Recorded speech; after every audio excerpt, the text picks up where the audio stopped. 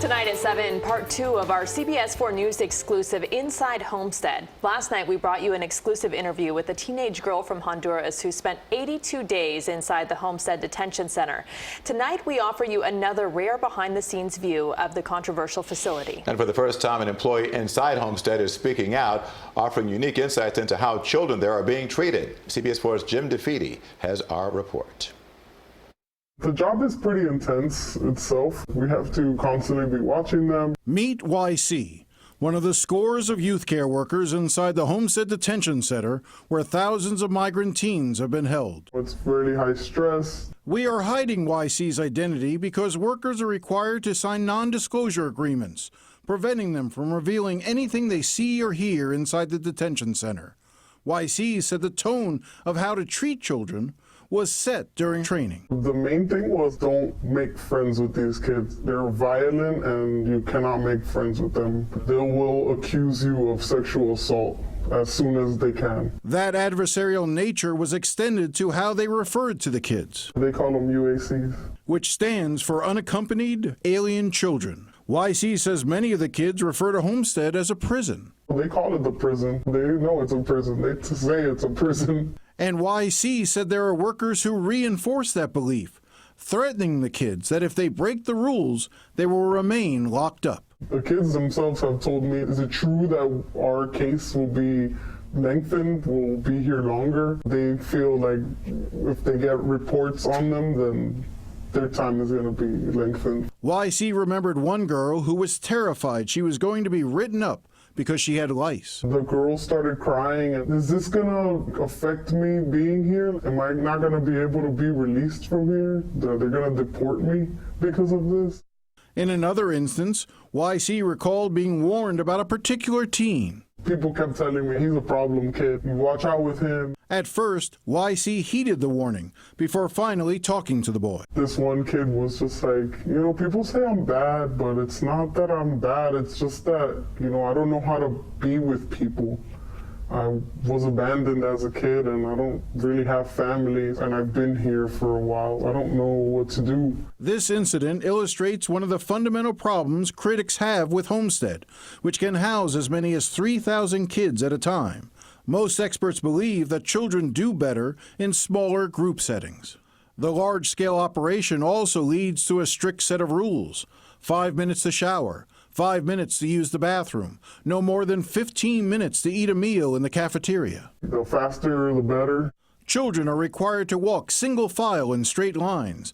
They are not allowed to wear their baseball caps backwards and are allowed outside 1 hour a day to play. Anybody would go get fed up with that after 4 months of doing the same routine over and over. Nothing changes. YC described incidents where kids have grown so frustrated they've hurt themselves, punching walls and using the edge of their plastic IDs to dig into their arms and legs. Although it has never been previously reported, CBS Miami has confirmed some kids have escaped by either running through an open delivery gate or jumping the fence. It's usually the ones that have been there the longest that start doing these things. They start acting up. These problems are largely kept from the public and hidden from officials who visit the detention center.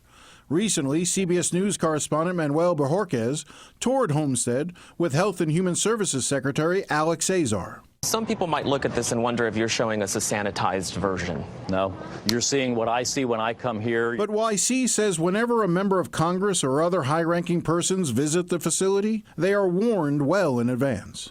They tell us there's a visit. Make sure you're on your best behavior. Clean. Ask the cleaning ladies to spray so that it smells good. Azar also addressed the reports that workers threaten kids with extending their stay if they break any of the rules. Well, let me be really clear. That would be completely improper. And the staff here have been instructed after that allegation was made that any such behaviors or statements would be wrong and subject to discipline. Despite the attitudes of some workers, YC said many do care about the children. YC said it's hard not to feel sympathy for the teens. They're not evil at all. I've had so many of them tell me about how they had to go away because gangs were trying to recruit them. They either killed their mom or their dad, or they were abandoned as kids. They had nobody, and they've always heard that America was the place to come to get ahead in life, so they came running. For YC and other workers, the emotional toll of working at Homestead can be too much. Pretty much I cry, I let it out, I cry a lot. I talk to my family and they remind me like, you're doing okay, it's a good thing you're there. They need somebody like you there, somebody patient and loving, be there for them.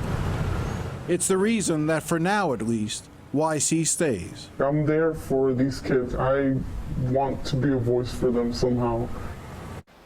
And Jim DeFeeti joins us now on set. So we've seen the population there go down to several hundred kids. What are they telling the employees about the reasons for that? Sure, there's been a lot of rumors and speculation that the Homestead facility is going to be closed. It was always intended to be a temporary facility, but the workers are being told, according to our sources, that this is just a hurricane plan that they put in place. That in other words, they wanted to deliberately lower the population so that if a hurricane were to threaten South Florida, they could remove the rest of the children easily by plane to another facility. They've been told that all their jobs are safe for the time being and that they expect more children to be sent to Homestead in the months to come. These children have taken a very dangerous journey to get here, Jim. Do you sense that any of them regret making the trip? I don't. Even with what they're dealing with in Homestead in terms of the frustration and all those sorts of things, you still, the worker I spoke to clearly says that these kids want a better life in the United States. They know what they're leaving behind. You know, and one of the things about the resilience of these kids, they want to be in America, not just in some sort of veiled attempt to sort of rip the place off. One story that I didn't get to share in the piece, the kids every morning get up and say the Pledge of Allegiance. Wow. So think about that for a second. Here these kids are, and in their English language classes that they're taking English language classes, the first thing they do in the morning is pledge allegiance to a flag that's not necessarily their flag. It's a flag they hope will someday be theirs, in a facility that is keeping them detained, that confuses them. They don't understand what's happening in their cases, and yet they still hold their hands over their heart and say the Pledge of Allegiance. Holding on to the hope of what America should be. And can be. Yeah. Thank you, Jim. And you can rewatch all of Jim's exclusive interview, Inside Homestead, the Whistleblower, on our website, cbsmiami.com. We have also posted part 1 of his exclusive Sophia's story on our website. Sophia shares her experience as an unaccompanied minor inside the Homestead Detention Center and in the custody of the federal government.